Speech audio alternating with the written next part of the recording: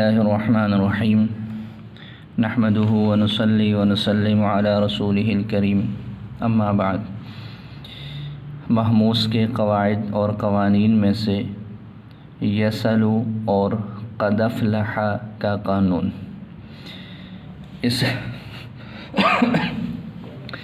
اس قانون کا متن بالکل آسان اور واضح ہے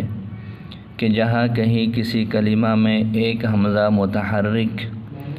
ماقبل حرف ساکن قابل حرکت سوائے واو مدہ زائدہ یا مدہ زائدہ یا تصغیر اور نون انفعال کے واقع ہو، یعنی کسی کلمہ میں ایک حمزہ ہے اور وہ متحرک ہے اور اس سے پہلا جو حرف ہے وہ ساکن ہے، ساکن ہونے کے ساتھ ساتھ اس میں یہ باتیں پائی جا رہی ہیں کہ وہ قابل حرکت ہے، وہ واو مدہ زائدہ نہیں ہے یا مدہ زائدہ نہیں ہے یا تصغیر نہیں ہے اور نون انفعال بھی نہیں ہے، تو پھر حمزہ کی حرکت ماقبل کو دینا جائز ہے اور حمزہ کا حذف واجب ہے۔ جیسے یسأل اور قد افلح اصل میں یسأل اور قد افلح ہیں۔ یسأل میں دیکھیں ایک حمزہ متحرک ہے، اس کا ماقبل حرف ساکن ہے، حرکت کو قابل حرکت ہے، واو مدہ زائدہ یا مدہ زائدہ یا تصغیر یا نون انفعال ان میں سے کوئی نہیں ہے، لہذا حمزہ کی حرکت ماقبل کو دینا جائز ہے۔ ہم یسأل بھی جو ہے وہ یسأل بھی پڑھ سکتے ہیں، حرکت نہ دینا چاہیں یہ بھی جائز ہے، لیکن حرکت دے دیا تو پھر جب حرکت دے دے تو حرکت دینے کے بعد حمزہ کو پھر گرانا واجب ہو جائے گا، تو اس کا مطلب یہی ہو جائے گا کہ ماقبل کو حمزہ کی حرکت ماقبل کو دینا جائز ہے اور پھر حمزہ کو گرا دینا واجب ہے، یعنی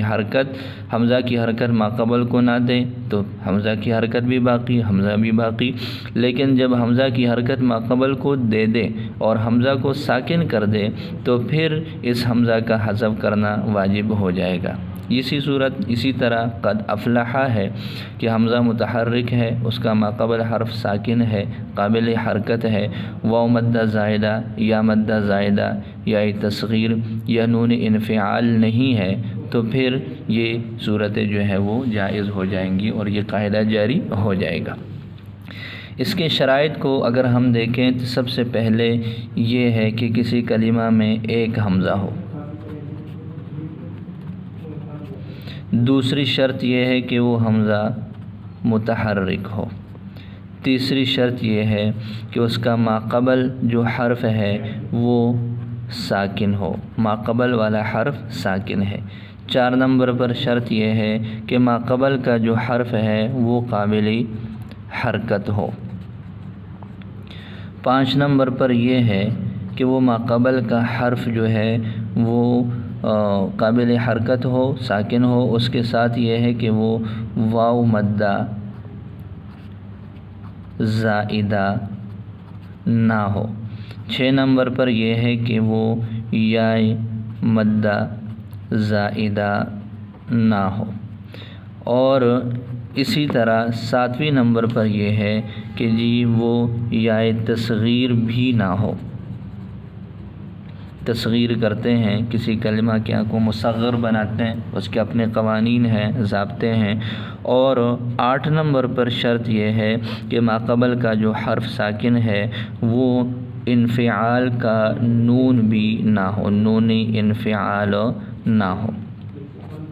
قابل حرکت ہو مگر یہ جیسے وہ یعنی وہ حرکت کو قبول کرتا ہو، الف نہ ہو، الف کے اوپر حرکت نہیں آ سکتی، واو مدہ زائدہ نہ ہو جیسے مقروءۃ میں ہے، یا مدہ زائدہ نہ ہو جیسے خطیئۃ میں ہے، یا تصغیر نہ ہو جیسے افیس میں ہے، نون انفعال بھی نہ ہو جیسے ان اترا، یہ ایک لفظ ہے، یہ باب انفعال کا نون جو ہے وہ حمزہ سے پہلے واقع ہے، تو جب یہ 8 شرطیں پائی جائیں تو پھر یہ قاعدہ جاری ہوگا کہ حمزہ کی حرکت ماقبل کو دینا جائز ہو جائے گا اور حمزہ کو گرا دینا یہ واجب ہو جائے گا۔ اب ہم اس کی جو ہے وہ تخفیفات کرتے ہیں۔ تخفیف میں سب سے پہلے جو ہے وہ ہم لیتے ہیں یسلو کو۔ یسلو اصل میں یسألو بروزنی یفعلو ہے۔ اس کلمہ میں حمزہ متحرک ما قبل حرف ساکن قابل حرکت سوائے ما قبل حرف جو ہے وہ ساکن واقع ہے، اور قاعدہ یہ ہے کہ جہاں کہیں کسی کلمہ میں ایک حمزہ متحرک ہو، اس کا ما قبل حرف ساکن ہو، قابل حرکت ہو، واو مدہ زائدہ یا مدہ زائدہ یا تصغیر یا نون انفعال نہ ہو، تو حمزہ کی حرکت ما قبل کو دینا جائز اور پھر حمزہ کو گرا دینا واجب ہے۔ تو اس قاعدہ کے موافق حمزہ کی حرکت ما قبل سین کو دے دی، حمزہ ساکن ہو گیا، یہ حرکت دینا جائز ہے۔ جب حرکت دے دیں تو پھر حمزہ کو گرا دینا واجب ہو جائے گا۔ اس طرح یہ یسألو سے ہمارے پاس جو ہے یہ لفظ بن جائے گا یسلو۔ اسی طرح اگلا لفظ جو ہے وہ قد افلح، اصل میں تھا قد افلح، اس میں بروزن قد افعل، افعل کا وزن ہے اس کا قد افعل۔ اس کلمہ میں حمزہ متحرک ہے، ما قبل حرف ساکن قابل حرکت ہے، اور واو مدہ زائدہ یا مدہ زائدہ یا تصغیر یا نون انفعال نہیں ہے۔ اور قاعدہ یہ ہے کہ جہاں کہیں کسی کلمہ میں حمزہ متحرک ہو، اس کا ما قبل حرف جو ہے وہ ساکن ہو، قابل حرکت ہو، واو مدہ زائدہ بھی نہ ہو یا مدہ زائدہ بھی نہ ہو یا تصغیر بھی نہ ہو، نون انفعال بھی نہ ہو، تو حمزہ کی حرکت ما قبل کو دینا جائز اور حمزہ کو گرا دینا واجب ہے۔ اس قاعدہ کے موافق جب ہم نے حمزہ کی حرکت ما قبل کو دی اور حمزہ کو گرا دیا تو یہ قدف ہو جائے گا، قد افلح۔ تو یہ اس طرح جو ہے اس کی تخفیف ہو جائے گی۔ قرآن کریم میں ایک لفظ استعمال ہوتا ہے سل بنی اسرائیل۔ سل بنی اسرائیل کے اندر اسی طرح کی تخفیف ہوتی ہے کہ سل اصل میں ہے اسأل بروزن افعل۔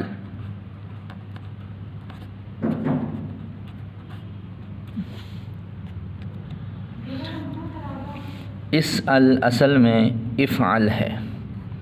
اب یہاں پر یہی قاعدہ جاری ہوتا ہے کہ حمزہ متحرک ہے، اس کا ما قبل حرف جو ہے وہ ساکن ہے مذکورہ شرائط کے ساتھ، تو حمزہ کی حرکت ما قبل کو دی اور حمزہ کو گرا دیا تو یہ بن جائے گا اسل۔ یہ امر حاضر ہے، اور امر حاضر میں جب ہم اس کو بناتے ہیں مضارع سے تو اس کی شروع میں ہم حمزہ وصلی لگاتے ہیں جب اس کا پہلا حرف ساکن ہو۔ اب یہاں پر دیکھیں اس ال میں سین ساکن تھا تو حمزہ وصلی کی ضرورت تھی، حمزہ وصلی ہم نے لگا دیا، لیکن جب ہم نے یہ تبدیلی کی، اس تبدیلی کے بعد سین کے اوپر زبر آ گئی، تو زبر کے آ جانے کے بعد پہلا حرف متحرک ہے، شروع کا جو حمزہ وصلی ہے اس حمزہ وصلی کی اب ضرورت نہ رہی، تو حمزہ وصلی کو اس وجہ سے گرا دیا تو یہ اس اعتبار سے بن جائے گا سل۔ اور یہ یسلو والا قاعدہ السؤال مصدر سے بننے والا مضارع یسلو، اسی طرح معروف کے ساتھ مجہول یسلو، اور مضارع سے بننے والے تمام افعال یعنی مضارع کے ساتھ لم، حروف ناصبہ، لام تاکید، لام امر، لائے نہیں، اسی طرح امر حاضر میں بھی جیسے یہ ہم نے اس کے ساتھ ایک صیغہ کر لیا سل، سلا، سلو، سلی، سلا، سلنا، یہ تمام گردانیں ایسی ہیں کہ ان تمام کے معروف میں اور مجہول میں یسل والا قاعدہ ہی جاری ہوتا ہے، لہذا لم یسل یا لم یسأل، لم یسل یا لم یسأل، اسی طرح لا تسل، لا تسأل، لا تسل، لا تسأل، یہ سارا اس انداز سے جو ہے یہ پڑھنا یہ جائز ہو جائے گا۔ اللہ تعالیٰ سمجھ عطا فرمائے۔